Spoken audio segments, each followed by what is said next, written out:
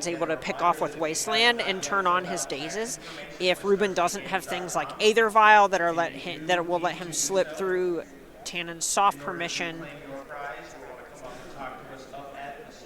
those are the things that we're really looking to see from Rubin's side for Grace to have much of a chance in this particular matchup. Well, we're going to start things off on Steve Rubin's side. It is a turn 1 Aether Vial. No Force of Will or anything like that. I'll switch those names over. It is Underground Sea into Preordain. Now, Aether Vial is going to let Steve Rubin use those land drops to do things like Rishadan Port and Wasteland instead of casting spells. Right, and that's kind of the big thing about Aether Vial and why it's so good in this matchup, is it just puts you so far ahead on mana that these decks that are trying to capitalize on mana advantages, the Delver decks, are going to struggle to actually mount anything that way when they're behind on mana and eventually behind on the battlefield as well. And at the ready, just kind of as predicted here, Steve does have a Wasteland, wastes away Tannen's land, and just ticks that Vial up to 2. And it's nice when you're, in a way here, right, your Wasteland would be trading turns, except you get an extra counter on your Vial, so it's like Steve has still made a land drop. Exactly, and there's also a point where he doesn't necessarily know whether or not Grace planned to get Wastelanded there. There's a chance Grace may have kept a land light hand leaning into this Preordain, and if he had just bricked, that may have been lights out. Yeah, I mean, Tannen chose, well, actually, no, he just had the Underground Sea. He didn't actually fetch for it. Correct. Yeah, here is Scalding Tarn from Tannen.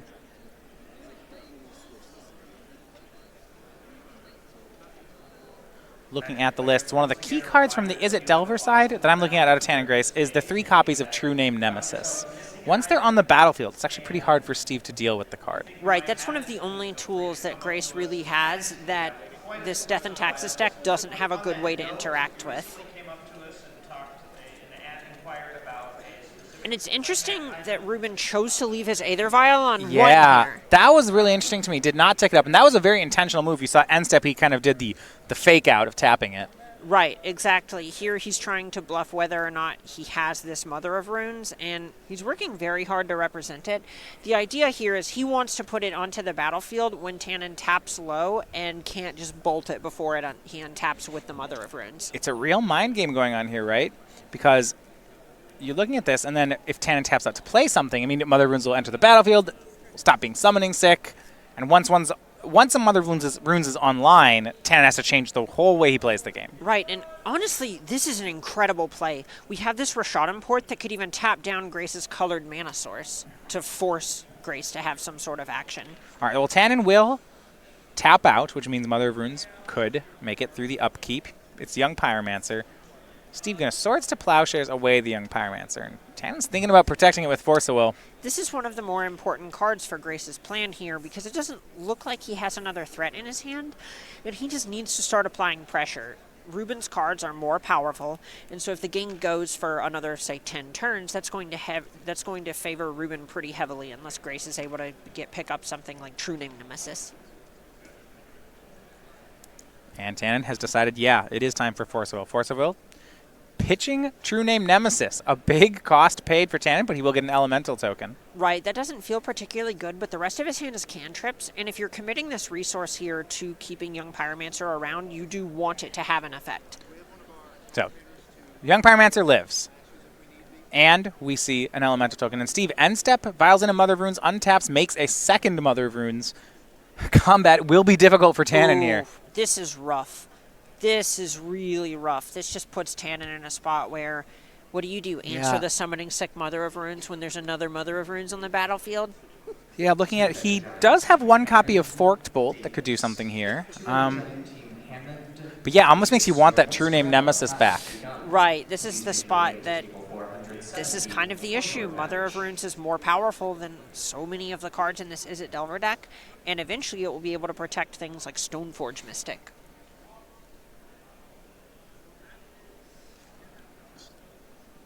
Rubin, with 3 mana up, just passes. He'll use that Rishadan Port to tap Volcanic Island. Right now, that's all of Tannen's mana, and it does not look like he has another land in hand.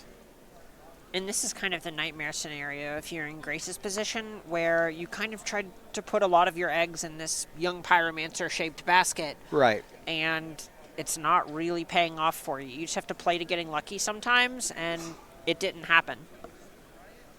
Yeah, and you see Tannen shuffles those cards up in his hand, but then just has to pass. We go back over to Steve. Cranks Aether Vial to 3, and now he seems to have control over the board. He doesn't have a way to pull ahead yet. I think that's what that Vial is setting up to do. Exactly. We see him just rolling it up here. We can see he has a Flicker Wisp in his hand as well, so that's poised to do some damage.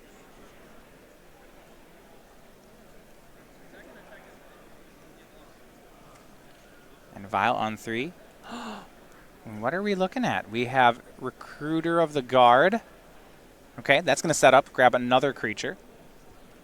And here we're likely going to be looking at something to the effect of Thalia, Guardian of Thraben, because it makes it so Tannen can't really use this wasteland that he has to blow up Rashaden Port and try to unlock his mana, because then Tannen's in the exact same position of being a mana short from doing anything. Yeah, you see Thalia, plus the port, just keeping that lock going. And Steve will take down Rashaden Port for a turn. But we see Thalia with the protection of 2 copies of Mother Runes. That's not going anywhere. Exactly, and this is what the Death and Taxes deck does. It goes, all right, I'm not going to completely lock you out of the game, but you're not going to play very much, and here's a slight lock piece, here's a pseudo lock piece, and eventually the noose just gets tighter and tighter. Yeah. You sometimes see decks play cards that break this open, stuff like Dread of Night, Marsh Casualties, things like that could answer a board from here, but Tannen doesn't have any of those in the main, so this sort of board just will continue to snowball out of control. Exactly. Maybe post-sideboard there will be something to the effect of Electrickery that could get him out of this, but before sideboarding, this is a really rough position. See whether or not Tannen can push through it. Still has not picked up another land. Delver of Secrets is one of the cards here that can play if it transforms into a 3/2 flyer. Right now, Steve does not have a blocker or removal spell for it. And this almost feels bad where you want to be using all of your mana, so when you're under the Thalia, you do want to make sure you get to cast one of your non-creature spells in order to trigger your Young Pyromancer, but if the elementals aren't attacking anyway, you would rather try to just play to your outs and get something in the air like an Insectal Aberration that can start closing this game out. Tannen did draw a land that turn. It was Polluted Delta, and I think you're right. We might just see a cantrip cast for 2 mana here. Right, and there's a spot where Grace's spells aren't going to necessarily win him the game from this spot, but he also needs to find lands in order to just get to keep playing. It will be Ponder from Tannen. You see how much trouble the Thalia is being a copy of Daze right now in Tannen's hand? That's just not able to be cast here. Doesn't have the extra mana. There's a Aether Vial in play. A lot of his cards are really not carrying their weight at this point. No, Tannen's really hoping for a Brainstorm to just, 1, get him a fetch land, which is another mana source, and then 2, turn this Daze into any other piece of cardboard in his deck.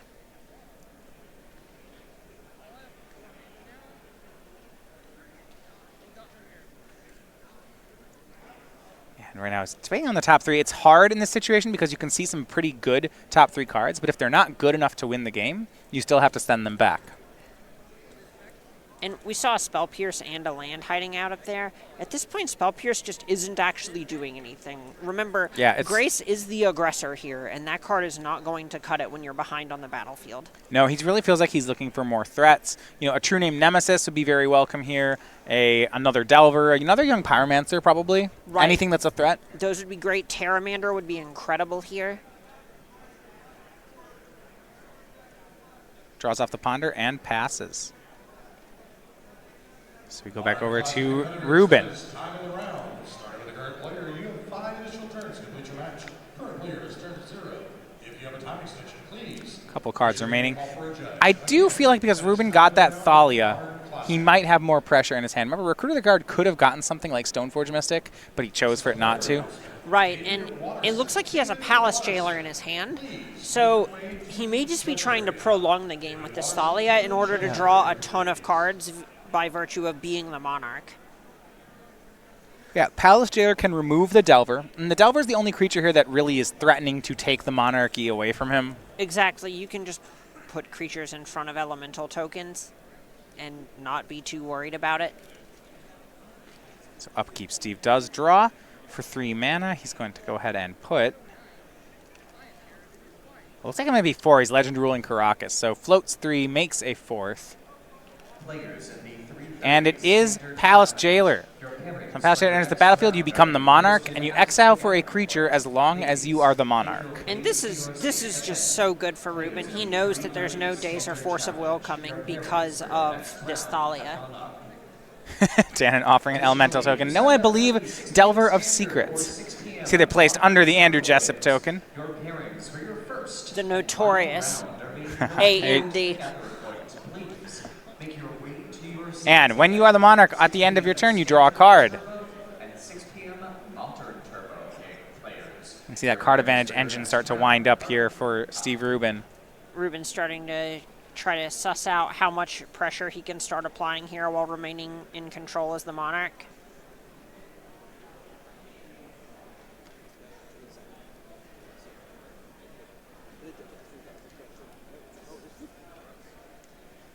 And just swing with the Recruiter. We'll see an Elemental token block. Right, and here Rubin's planning on just Flicker Wisping the Recruiter anyway, so it's kind of a free attack. Okay, yeah, Vile. Either Vile taps, puts Flicker Wisp onto the battlefield. Recruiter's going to come back. This time, it feels like I might be getting a Stoneforge Mystic. Right, and he's likely going to stack the triggers just in case he finds another Stoneforge Mystic off of his Monarch draw, but he didn't. Oh, this is free. How about you just keep finding Flicker Wisps?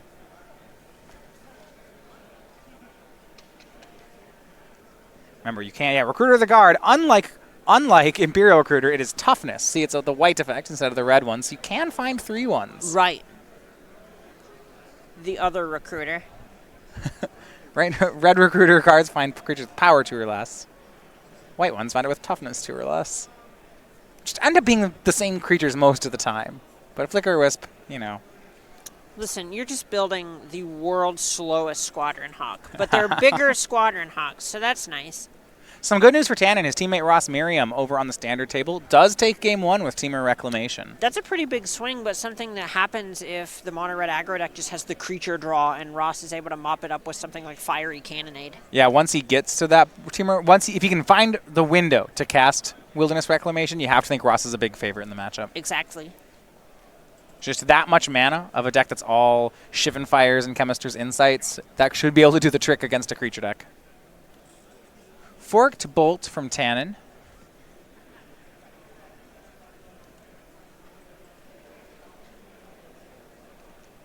And with a bunch of Mother Runes in play, so still a difficult one. See the targets for it here in just a second. Looks like it targeted the Thalia and the Flicker Wisp.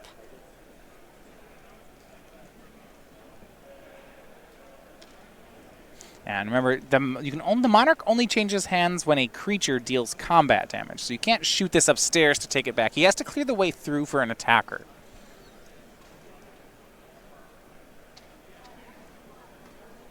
Yeah, 1 to Flicker Wisp, 1 to Thalia. Mother Rune saves Thalia, lets Flicker Wisp go, because he doesn't want to tap the other Mother Runes to take care of the other one. Right. You have another Flicker Wisp on the way. But here, however, is a creature that can threaten to take that monarchy away from Steve Rubin. It is the Terramander. Jim going to make that, or Tannen rather, going to make that play.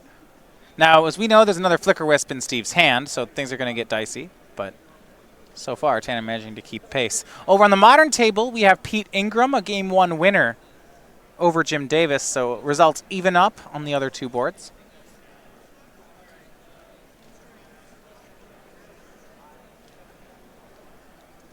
But right now, Steve, despite a turn where I think Tannen made some good inroads, because he still has these 2 Mother Runes and the Monarch, and is the Monarch, it feels like everything's okay. Exactly. Rubin's just, drawing 3 cards a turn? He's going to get another creature if he flickers his Recruiter again. He gets a card off the Monarch, or for being the Monarch.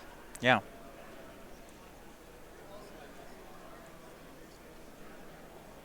And Phyrexian Revoker. It's even, you know.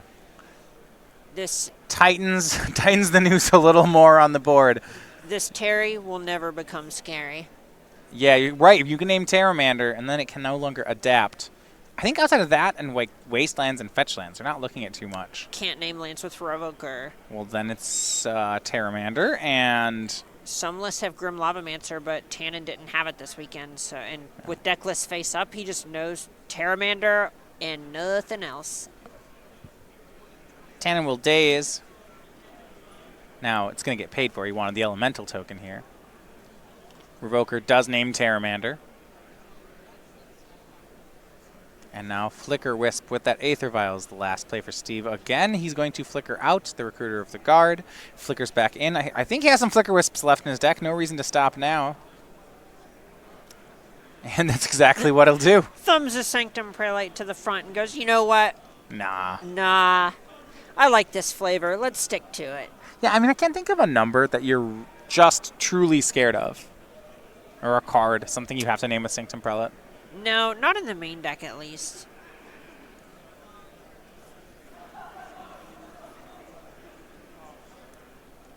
That's the plan. We go back over to Tannen, and he's just going to go ahead and pick him up. He sees that there's no way through this. Steve's going to keep drawing cards. And 1-0, Steve Rubin takes the third game one here.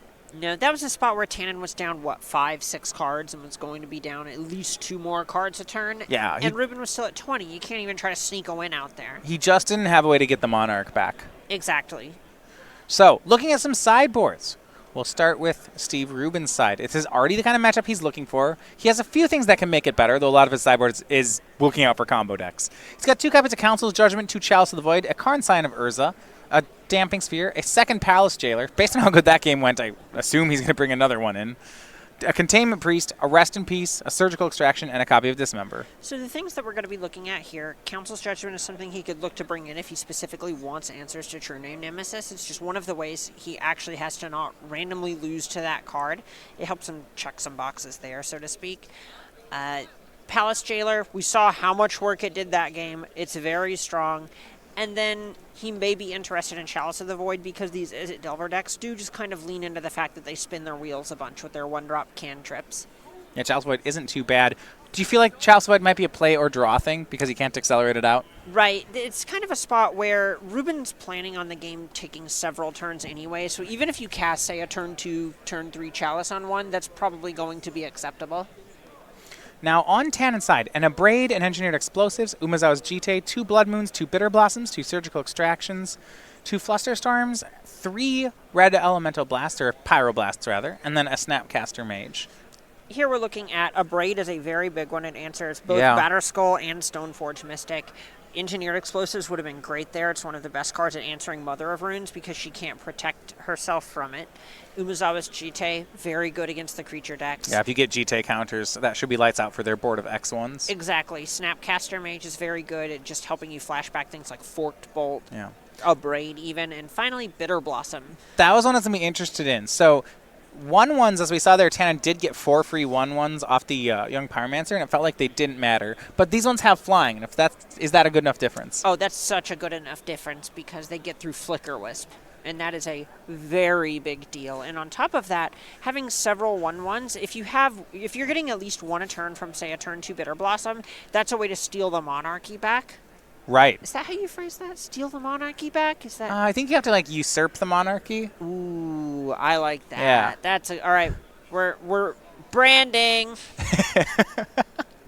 We're doing it. He's gonna hope to usurp it from the Palace Jailer.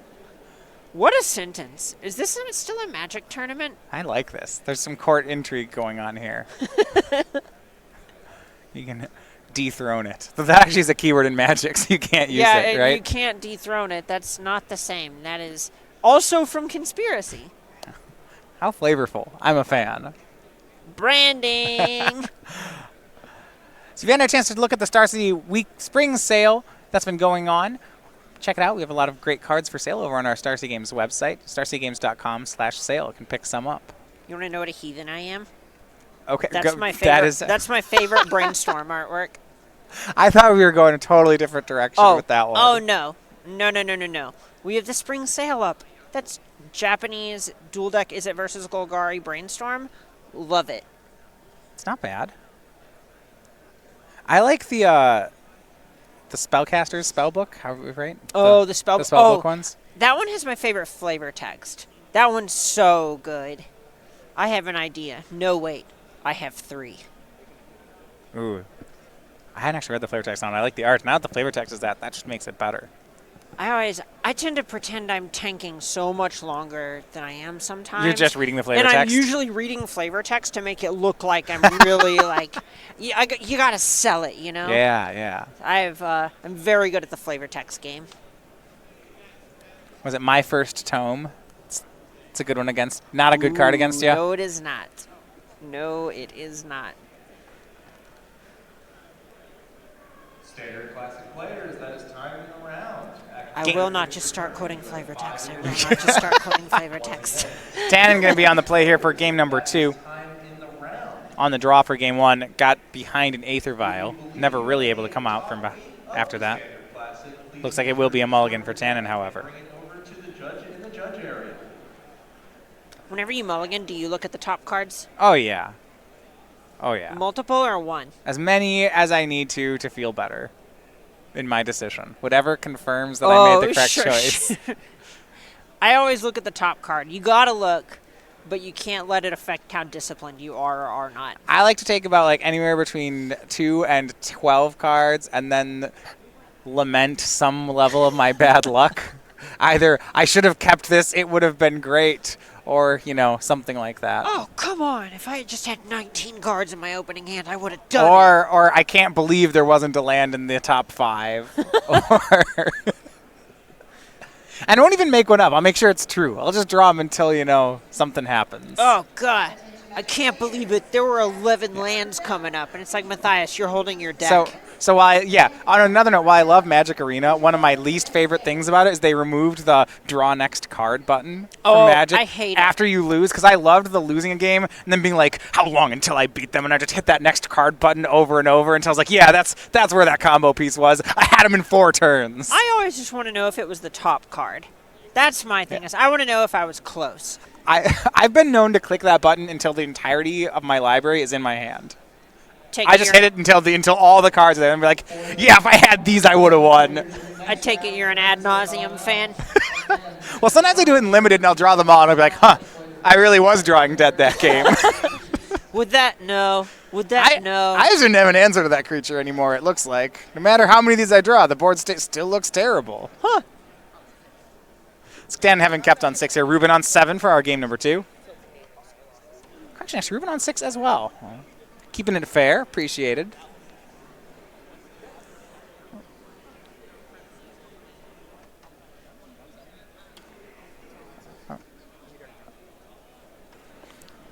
So, lands both for the first couple turns. This is a spot where Tannen really needs to find some sort of pressure. That is, well, he doesn't have it yet. He's pondering to look for something. Now, what do you make of this? Tannen actually has a Force of Will in his hand, and it looks like the top 3 cards of his deck has a second Force. So it looks like he's kept all of those in. This is not the matchup where I'd necessarily assume he'd do that. No, there are just some cards that you need to make sure you are able to counter every single time, and Daze isn't good enough if he knows that Rubin's a more conservative player that's willing to just wait a turn to cast his spells. You're more likely to leave in forces to counter something like Aether Vial, for example. Yeah, I was going to ask, so the cards we're looking at that are worth forcing. I guess Mother of Runes here. Steve Rubin's playing that one. But that's not going to earn the Force of Will. Tannen had forced this blue card and was not interested. Maybe we're going for True Name Nemesis here? Either that, or we know there's an Abrade hiding out in Grace's hand. He may just be looking at a more traditional form of removal at this point. Sure. It does have 2 copies of Force of Will in the hand. If you feel like you already have artifacts covered anyway, Abrade is just a very expensive removal spell, so you got to cast it while you can. All right. Going to be a Lightning Bolt taking down Mother of Runes. Big upset here. The team of Zhao, Clark, and Foe defeating Dilks, Ayers, and Magales, moving on to the semifinals. Well, that's a big swing.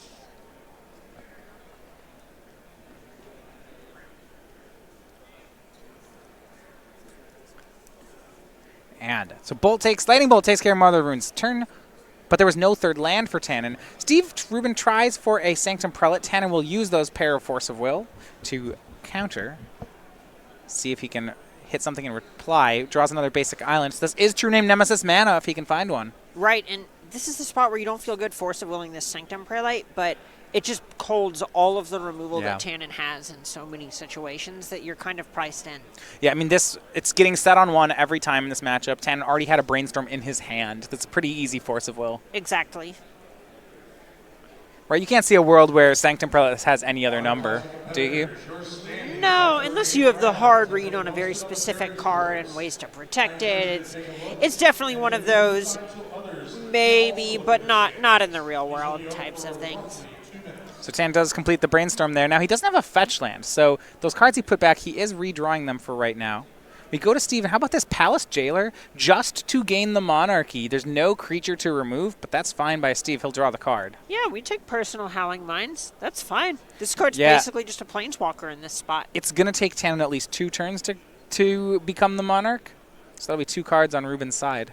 And we see Rubin has at least a Council's Judgment hiding out in his hand here. Ooh, now, Snapcast. Look at this. Snapcaster Mage from Tannen at an end step. Ooh. This is a huge swing. Swing comes back and hits for 2, takes the Monarch token, usurps it back over to his side of the board, and now Tannen is drawing extra This cards. is how it happens. This was how a big Tannen turnaround. wins this game. Is now he just has cards coming, so his cards don't always trade favorably, but if he has twice as many of them, this is how he does it. Yeah, I mentioned it would take Tannen 2 turns, and then he proved us wrong with the Snapcaster Mage.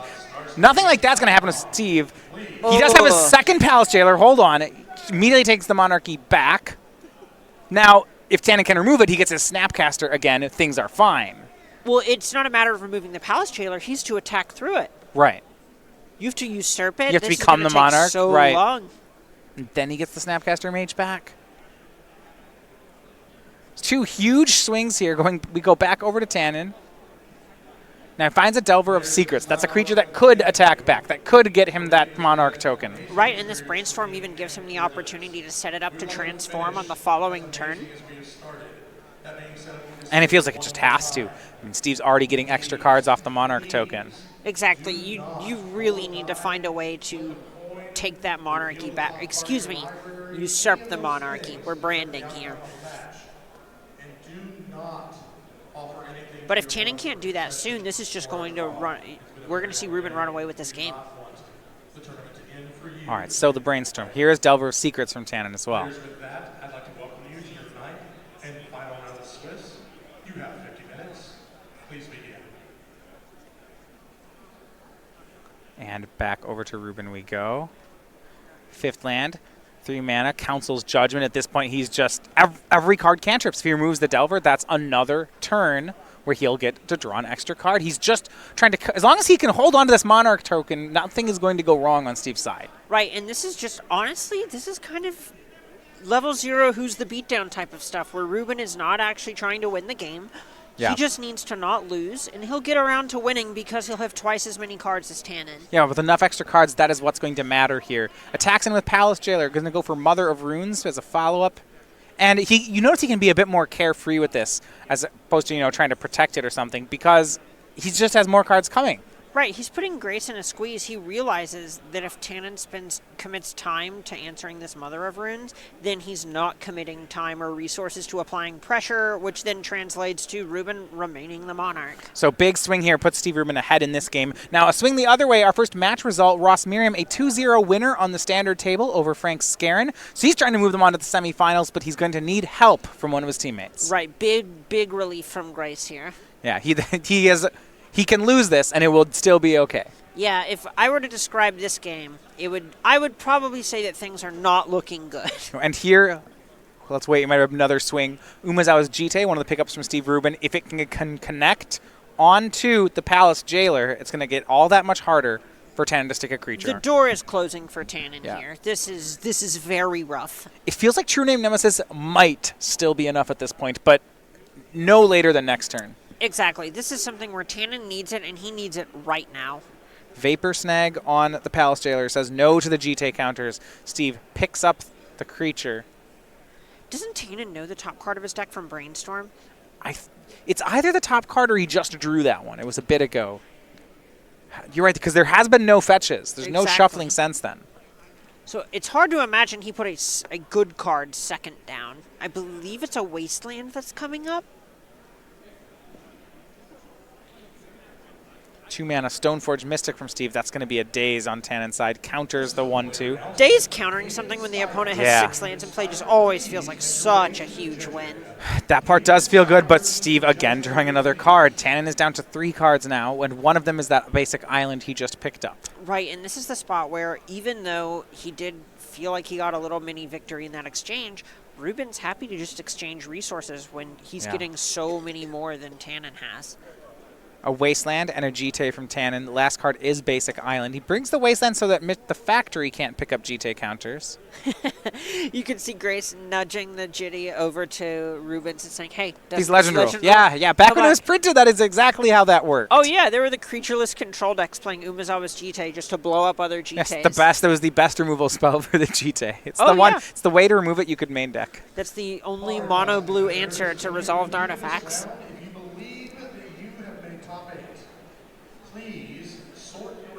So many cards in Steve's hand. Those Palace Jailers. Especially, it's really the second one. The first one Tan had a great reply to, but that second sideboarded Palace Jailer from Rubin was this is more than he could deal with. And, you know, it's even still in Rubin's hand. Yeah.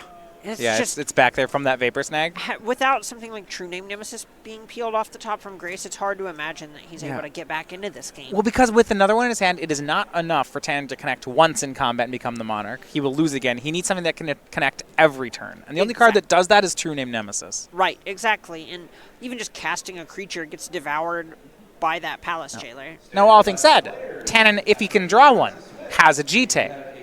If he connects it to True Name Nemesis, it's not too bad. And Steve knows this, which is why he's starting to prioritize this Rishadan port. In first place, Justin Sticker. Island, Delver, Seekers from Tannen, hoping nothing comes in off that Aether Vial. But that hope is not going to materialize. Here's Stoneforge Mystic. It's going to pick up the equipment. Right, and this is what's been happening with Rubin drawing 2 cards a turn and Tannen being stuck on 1. He's empty-handed.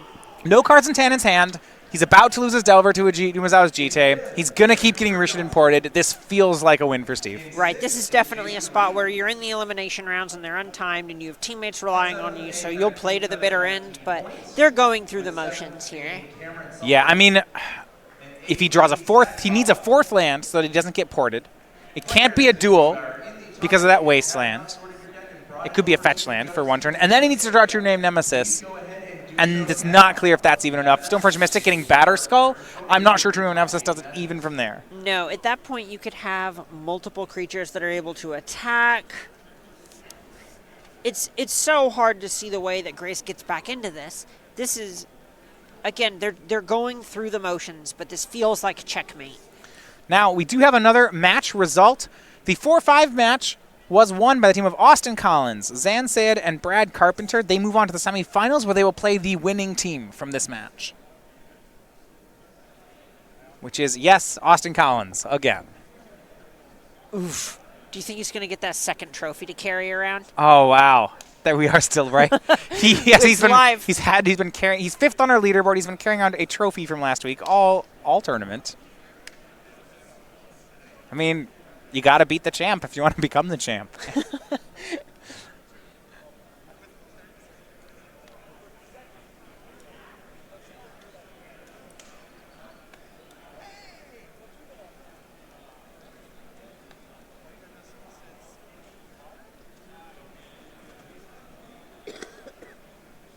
And back over to Rubin.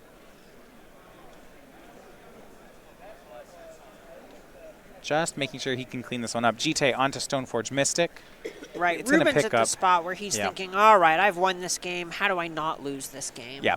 Hits in. 2 GT counters. Tannen down to 15. It's going to kill off that Delver of Secrets. And Tannen says that's good enough. He picks up the cards. So 2-0 for Steve Rubin, which now puts pressure on the captain here at BCW, Jim Davis. Playing against Pete Ingram. This is a good matchup to have to rely on. Mono Green Tron historically is very favored against Izzet Phoenix. We've watched Jim beat up on this exact matchup at least once this weekend. Yeah, we've seen it. And so I like where Jim is. However, it is... Well, we're picking up the cards.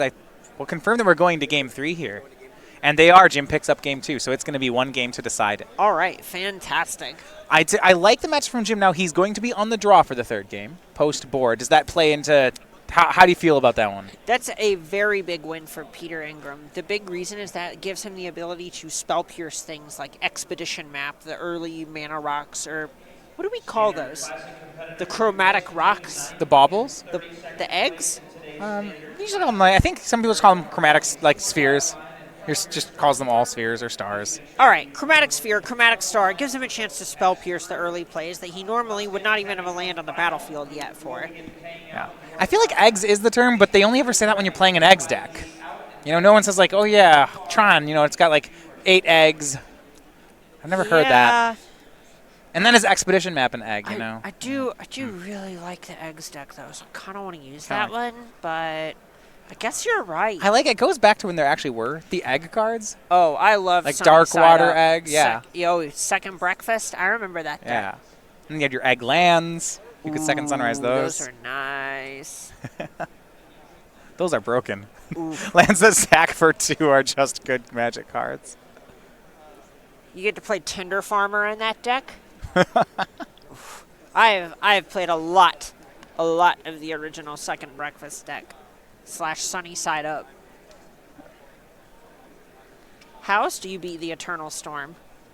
You race Mind's Desire, because instead of playing Mind's Desire, you decide to beat Mind's Desire. I was just played Mind's Desire. That is smart. Yeah. These lands that sacrifice for 2 let me play Mind's Desire quicker. Look, I was new to Magic and was very excited to get to play with my Mirrodin bulk rares in an Eternal format. Ooh. You got to play Second Sunrise. You got to play Reshape. Yep. It was nice. So Ingram being on the play certainly an advantage. Is it enough to push this Game 3 into his favor? I'm going to say no outside of some of his nuttier draws, but it is very possible for him just to say on turn 3, transform a thing in the ice, get back an Arclight Phoenix, and have Jim at 10 or less life.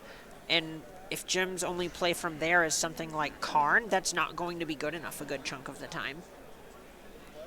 There are certainly things that can break Peter's way in order to win this. You know, he won the first game. Right. So it's very possible. He was on the play for that game. And see the team's kind of looking over the sideboard, making sure they have the configuration they want. Jim is ready for Game 3.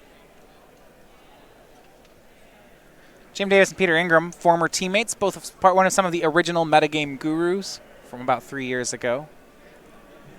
Filling in for another one, usually we see Ingram and Skarren playing with one of the Jessup brothers. Right. And, you know, I think Steve Rubin's a fine replacement. Well, he had the Monarch token. Seems to be pulling his... Oh! he has, you know, Andrew was there in the deck box. They got the band back together. Yeah, you know, they seem to be able to find some quality thirds when they need a player for an event. Yeah, you know, they have someone there to help them out. Classic top 8 players. It's always very polite how Ingram and Skarren let someone else top 8 with them, you know? Your Judge Joe is waiting for you, waving his arms. If you're a standard classic top 8 competitor, please come to the left And Pete side right here. of the Tan and Grace. Maybe some one of the best records at team events here on the tour. Still looking for that first trophy. We say this almost basically the story of every team tournament that we have. Because he's in the top 8 of all of them. I've been saying it all weekend. I'm very excited for the YouTube compilation to come up where it cuts to every time I said they're not going to lose again until the finals. Oh, no. And then don't do it. We're going to have the end of the YouTube compilation where it fades to grayscale with you announcing that BCW is losing again in the finals. Oh, no. But before they do that, it's Jim a tragic Davis is going to have to story. make it out of the top 8. Still has to win this match. It's not locked up yet. We know it is, but it's not. Hard. You don't want to play this team in the top 8. They have a very good record in top 8s. No, but sometimes you see that they heard win their top 4, and you realize that your top 4 match is kind of like the finals, because if you get paired against BCW, it's a bye, right? Oh, wow. It's just, you know, it's just not time. Very excited for them to watch these replays and just watch the arm or the hair singe off their arms.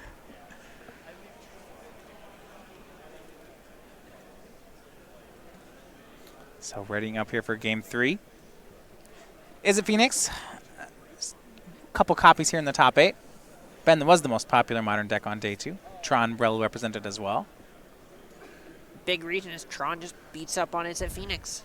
This is a matchup they would want it to come down to. And it does it convincingly. One of the big signs of when the Tron deck is very good is when Worm Coil Engine actually lines up well against what people are doing. And that's exactly it. See Jim having boarded into his Thrag Tusks as well. See Expedition Map and a Tron piece. There's a lot to like here. Does he have other lands? That would be the question. He does not. A hard one. You'd like to be able to keep something like that. And this is fine. This is genuinely very fine. The Tron deck mulligans very aggressively and doesn't need a ton of cards to just crush the competition. We saw Jim Davis convincingly smush an Is It Phoenix deck on, what, 4 or 5 cards in opening hand? So the upcoming London Mulligan rule, how much is Tron going to be a fan of that? A lot. I feel like, Tron already mulligans really well. Oh, yeah. And it's just going to get better. It always feels so nice. I don't know how much, all right, tell me, have you been a Tron pilot before? I have played one event with Tron. Ooh, me too. I had the pleasure of mulliganing to 3 and scrying top. And my opponent was very upset. I love it. Had the turn 3 Worm Coil. You can tell I was very good at the deck. It was all skill testing. My experience with Tron was, it was an 8-round tournament. I went 6-2, losing the win in. And I was like, yeah, this is a great deck. I didn't really have that much fun today, but I'm into this deck. The deck's very powerful. It's very powerful. And, the thing we're talking about now, we make jokes about, how maybe it is or isn't skill testing. Maybe it just isn't a lot of fun sometimes because you feel like you're on the tracks. It just depends what you think fun is, right? It's very powerful. Exactly. It is fun for some, but a lot of people don't like having to mulligan this much so frequently. It just doesn't feel good to them. But the deck's very strong. Yeah, its results are great. Said yesterday, I believe it still is your best big mana deck in the format. And I know you're a big fan of the big mana decks. Do you think Yeah. this is better than Amulet right now? Yeah. I would still play Amulet. I enjoy Amulet more. But no, I think just on the whole, if your goal is to do well at the tournament, I think I would play Mono Green Tron. Specifically because of the Phoenix matchup or any other reasons? The matchups are pretty similar for the two decks. One of the reasons you sometimes go toward Amulet is Tron has a bit of a weak spot with Burn. Amulet does not. But you're exposing yourself to different weak spots in other areas. You're just trading matchups for matchups. I think just on the whole, Tron can play its way out of some bad matchups a little more easily. You can turn 3 Karn just about anybody, and it's going to be a good matchup.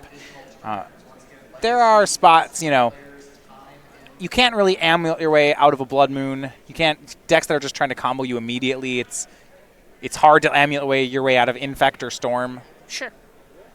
Storm would be a good example. That's one that Amulet can struggle with. Tron's turn 3 Karn draws are usually pretty okay there. Sure, that makes a lot of sense. I think Amulet's still a great deck, but I would lean toward Tron. I think one of the reasons when you see Amulet on the tour is that the only people you see piloting it here are people who have been playing nothing but Amulet for about 2 years and are playing, 5 to 10 leagues a week with Amulet. And I think in Modern, if you show that kind of commitment toward any strategy, you will start seeing results in it. There's a lot of strategies close enough to the top that with that level of expertise will let you perform. Exactly. There's a spot where you gain so many percentage points just off of your expertise. You're talking about the reasons that you would like Tron or things that maybe give you percentage points here, percentage points there. But your percentage points are going to kind of make themselves back up if you're just an expert with Amulet. I think one of the things that Amulet gains is that in order to play against it requires a lot of education on your opponent's side. So at some level, you're going to get a lot of value by people making incorrect plays against you. But especially once you start tracking at the highest levels and pro levels, you can't really count on that as much. Right. And once that happens, and especially Amulet's getting popular now, so it's happening more, I do think that percentage has gone down. You don't just have people misplaying into you as much. Right, totally understand that. Played a lot of Infect in my life, and that deck's way better if they try to bolt during combat. Yeah, when it first came out, people didn't realize how Infect works, they would make that kind of misplay. Exactly. And you don't see that much anymore. Right. So Jim, keeping on 5, let's start with Peter Ingram, turn 1, Faithless Looting.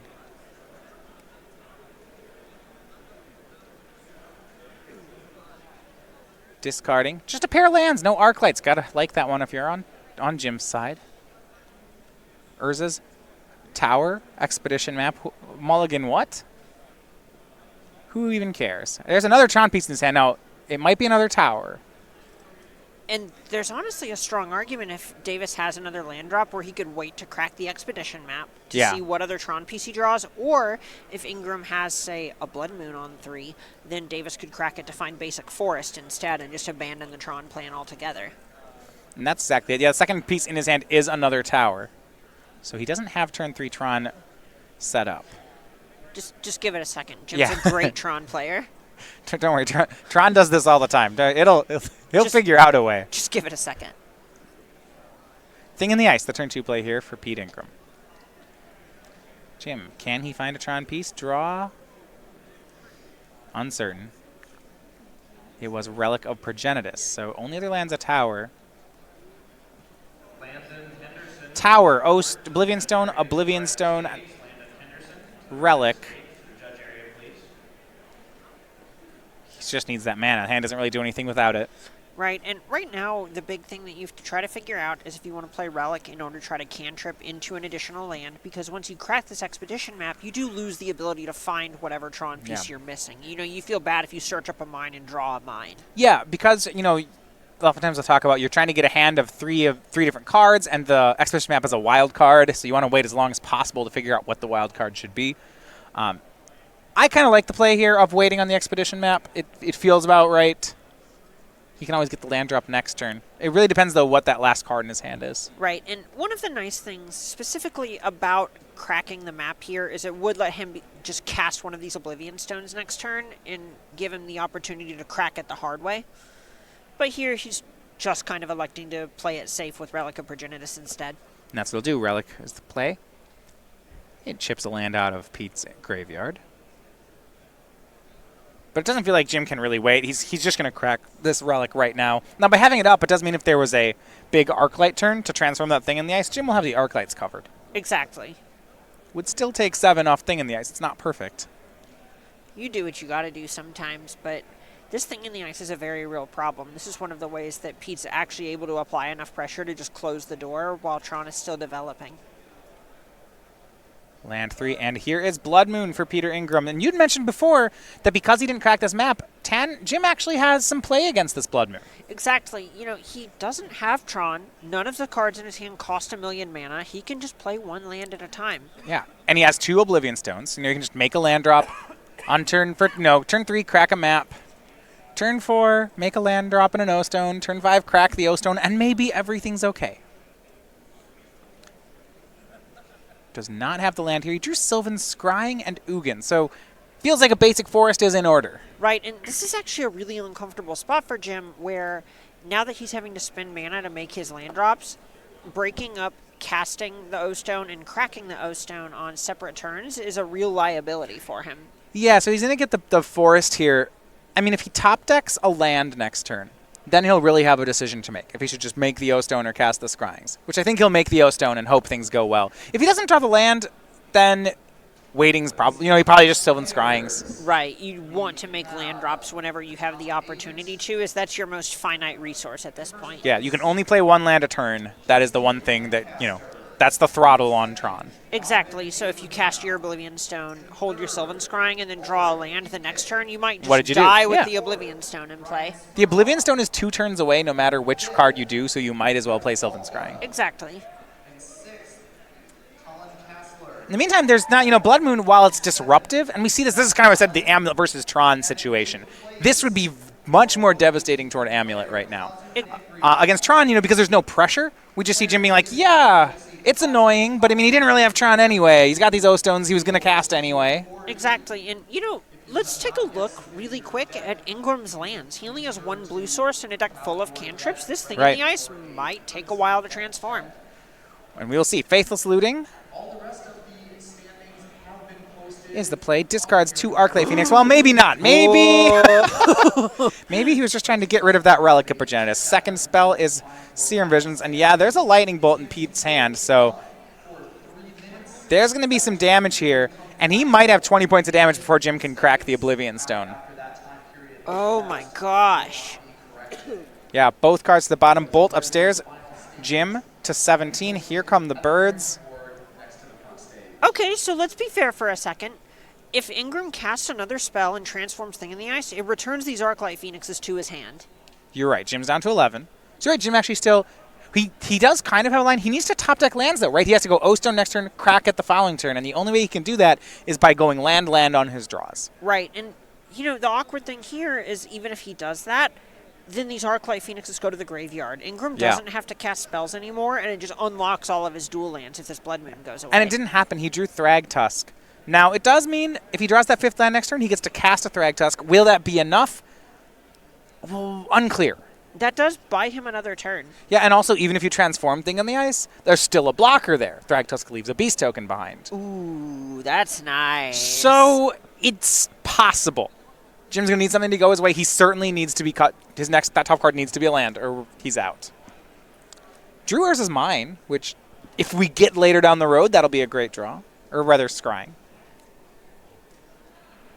And another Arclight from Pete. Jim is down to 2. And that might do it. And Thragtusk isn't enough anymore. Yeah, no, this is bad. This is very bad for Davis. Thragtusk only brings him up to 7. He did draw the land, but down to 2, up to 7.